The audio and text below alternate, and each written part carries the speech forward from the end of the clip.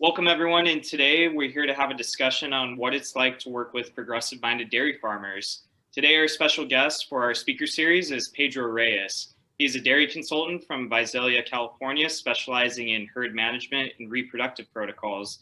Welcome, Pedro, and thank you for joining us to talk today. We really appreciate it. Yeah. Hey, everyone. So first off, how long have you been in the industry, and how did you get involved in dairy in general? Okay, so I got in the industry, that was in 2005, so 15 years now. I started at the bottom, working on a dairy and worked myself up, and now I've been an independent consultant for a year now. So yeah, it's going pretty well. Very cool. Awesome to hear.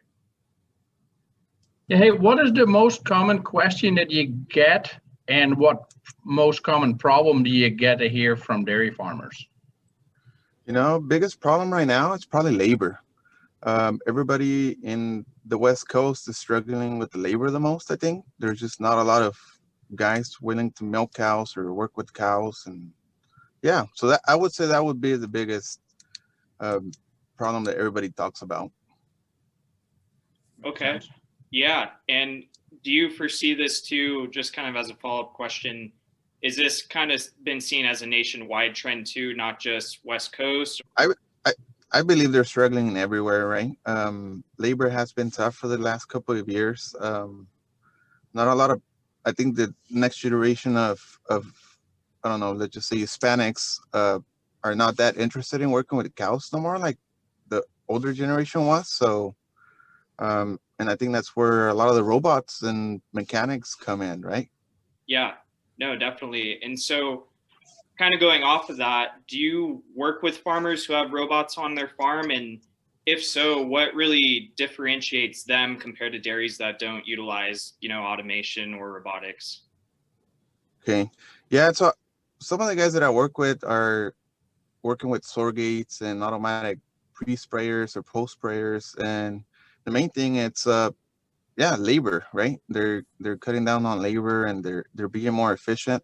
For example, the guys that have sore gates are now eliminating block times on their cows and just being more efficient, having one guy do most of the work. So yeah, probably the biggest technology that I work with is sore gates and yeah. How about robotic feed pushers? You work any with those guys that have those? Yeah, there's a couple of guys that had feed pushers, and they're doing really well.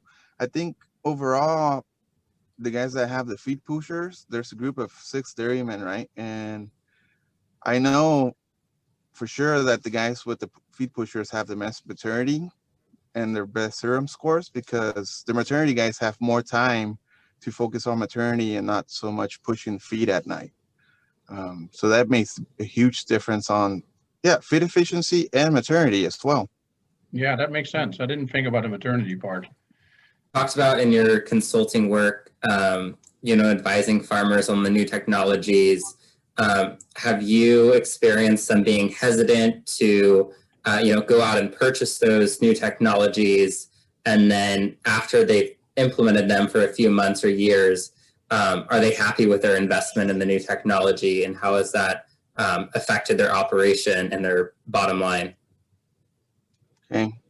Yeah, so I think dairymen are reluctant just because it takes data management and somebody be able to manage all the software, right? So if most of the dairymen are pretty tech savvy and I think they can figure it out, but most of the time it's just the older generation of dairymen not wanting to manage a robot, right? It's just something that they probably never thought they would do, especially one that's doing as much as your guys' robot would do. But yeah, I think now younger guys like us are willing to do that, and I think it's a lot more fun than dealing with all this labor. And then at the end of the day, the feed pushers, the robotic milking systems, have farmers perceived that as a good investment for them compared to, paying people to do it with human labor? Yes. Yeah, they definitely have. I don't know anybody that's gone from feed pushers or automatic sprayers or surrogates that haven't used them, right? Most of the guys make them work, and it just takes a little bit of time when you get going. Yeah. How could you foresee our technology affecting the lives of dairy cows and the farmers? Yeah, I think for the life of dairy cows, I think the cow would definitely be happier because she doesn't have to go to the barn and come back and be locked for an hour or 30 minutes waiting on somebody to come work with her, right? That happens automatically as she gets milk. So I don't know, cows spend 8 hours of their day eating, working, or milking, right? So I think if you take some of that time out of her just standing there waiting for somebody to come, that's time that she could be laying down and focusing on, making milk. Yeah, no, Yeah, well, good. and kind of going off of that, why, in just your opinion, hasn't this process already been automated in terms of shot delivery, data management from beginning to end? Why do you think it's taken so long for robotics to enter this part of the dairy operation? Yeah, that's a good question. I don't know. I feel like it's their industry. We're just a little behind. I think we've done a lot of progress in the years, but this is one that I think we're still all reluctant on. I think they're finding milking cows with robots, and there's a lot more robots coming in. So this is probably the time that's coming, right? Yeah, no, absolutely agree. I was just curious your opinion because I think product market fit wise, yeah, like there are already obviously robotic milking companies and robotic teat dippers, for instance. So I think market wise, it's perfect timing for us to finally implement this solution. So just wanted to hear your thoughts on that. In today's world, what is the benefit of implementing innovative technologies, especially when trying to achieve higher preg rates and herd immunity? Okay, I think main thing is compliance, right? Having somebody be compliant every single day for 365 days a year could be tough. So if you can get a machine that could be compliant on a daily basis and never gets sick and always shows up to work, I think that's where the biggest benefit would be. With the robot. Very cool. Yeah, good. So why do you think the dairy industry is important as an insider? And also, what do you want people outside of the industry to really take away with them in terms of the farmers' efforts and, really trying to help feed the world within the next 20 years as the population grows?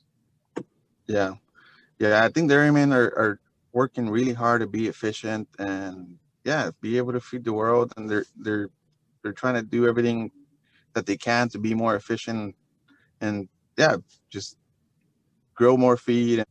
Thanks for that response. Appreciate it. Yeah, thank you. Yeah. Is there anything else that you would like to talk about or bring up that we haven't covered yet, or want to emphasize on our earlier discussion? Yeah, I think that would be it. Anything else from you guys? No, No, honestly, that's it.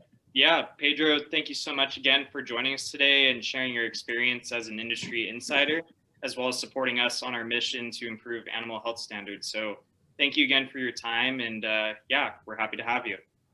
All right, thank you guys. Awesome. Thank you. Thanks, Pedro.